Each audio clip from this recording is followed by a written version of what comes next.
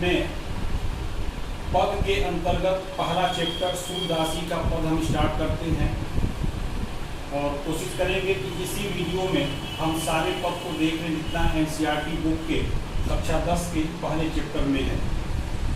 पहला पद देखिए, जैसे यूपी बोर्ड में संदर्भ प्रसंग व्याख्या आता है, कुछ क्वेश्चंस नीचे आते हैं, तो हमको व्याख्या देखना बहुत जरूरी है। और आइए हम पद का व्याख्या देखना शुरू करते हैं। पहला पद है इनका,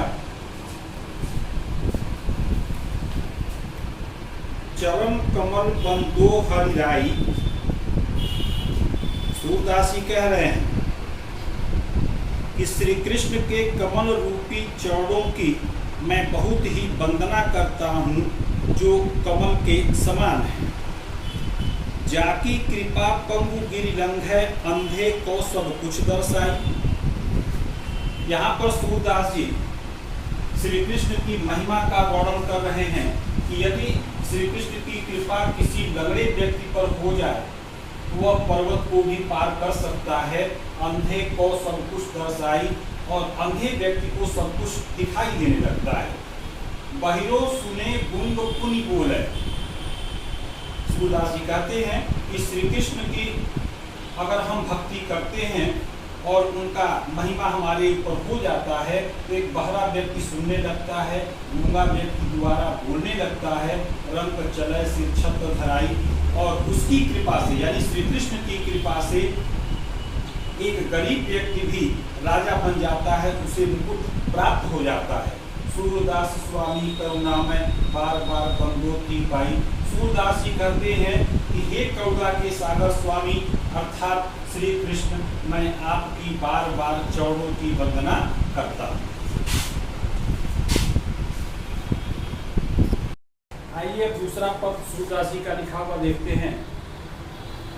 इसमें सूरदास जी ने निरंकार ब्रह्मा या निर्गुण ब्रह्मा और श्री कृष्ण की उपासना का तुलना करते हुए बताया है कि हम अगर निर्गुण ब्रह्मा की उपासना करते हैं तो उसका रस हमको नहीं प्राप्त होता या उसके बारे में हमको जान नहीं पाते। कैसे कह रहे हैं कि अविगत गति कछु कहत न आवे। सूरदास जी कहते हैं कि निर्गुण ब्रह्मा के बारे में क्या कहा जाए, उसके बारे में कुछ कहा नहीं जा सकता। ज्यों गूंगे मीठे फल को रस अंतर्गत ही भावे। जिस प्रकार एक गूंगा व्यक्ति अगर मीठा फल खाता है तो उसके स्वाद वह अपने मन ही मन के अंदर स्वीकार करता है, उसको किसी से बता नहीं पाता कि वह फल मीठा है या खट्टा है। परम स्वाद सभी सुनिरंतर अमित को सुख जावे। उसी प्रकार अगर हम निर्गुण ब्रह्मा की उपासना करते हैं तो उसको अपने मन के अंदर ही जान पाते हैं, किसी और से उस ब्रह्मा का वर्णन हम नहीं कर सकते। मन पानी को अगम अगोचर सो जाने जो पावे। अपने मन से, वाणी से उस निर्गुण ब्रह्मा को जो जान पाता है वही उसको प्राप्त कर पाता है। रूप रेख गुण जाति जुगत बिन निरालंब की भावे।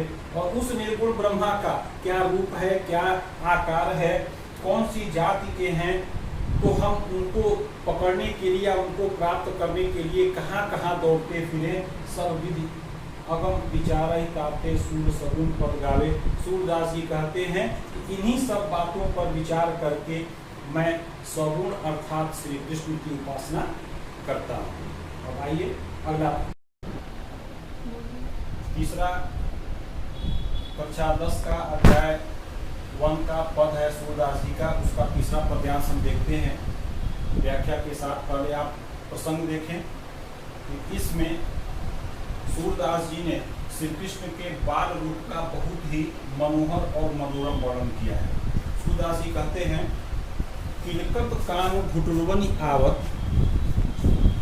सूरदास जी कहते हैं कि श्री कृष्ण घुटनों के बल आ रहे हैं। मणिमय कनक नंद के आंगन बिंब पकड़िबे धावत। मड़ियों के बने बाबा नंद के आंगन में वह अपनी परछाई को पकड़ने के लिए दौड़ते हैं। कबहू निरख हरि आप छाह को सौंप करने चाहत। कभी श्री कृष्ण अपने आप की परछाई को देख रहे हैं तो कभी उसे पकड़ना चाहते हैं। किलकत हंसत राजत द्वय दतियां पुनि पुनि तीन अवगाहत। जब बाल श्री कृष्ण हंसते हैं तो उनके आगे के दोनों दांत बहुत ही सुंदर दिखते हैं। कनक भूमि पर पग छाया यह उपमा इक राजत। और जब वह पालथी मारकर सोने के बने आंगन में बैठते हैं तो ऐसा प्रतीत होता है कि करी करी प्रतिपद प्रतिमनि वसुधा कमल बैठती साजत, कि जैसे धरती ने उनको बैठने के लिए कमल के समान एक आसन सजा दिया हो। बाल दशा सुख निरख जसोदा पुनि पुनि नंद बुलावत। सूरदास जी कहते हैं कि बालक श्री कृष्ण के इन सब लीलाओं को देख करके माँ यशोदा बहुत ही प्रसन्न होती हैं और बार बार बाबा नंद को आंगन में बुलाती हैं। अचरा तरले ढाक सुन के प्रभु को दूध पियावती। और सूरदास जी कहते हैं कि माँ यशोदा अपने आंचल तले प्रभु श्री कृष्ण को ढक लेती हैं और उन्हें दूध पिलाती हैं। इस वीडियो में बस इतना ही। अगले वीडियो में हम सूरदास जी के पद का अगला चौथे से लेकर के आगे तक देखेंगे। अगर आपने अब तक चैनल को सब्सक्राइब न किया हो तो सब्सक्राइब कर दें और लाइक कमेंट करना न भूलें। Thank you.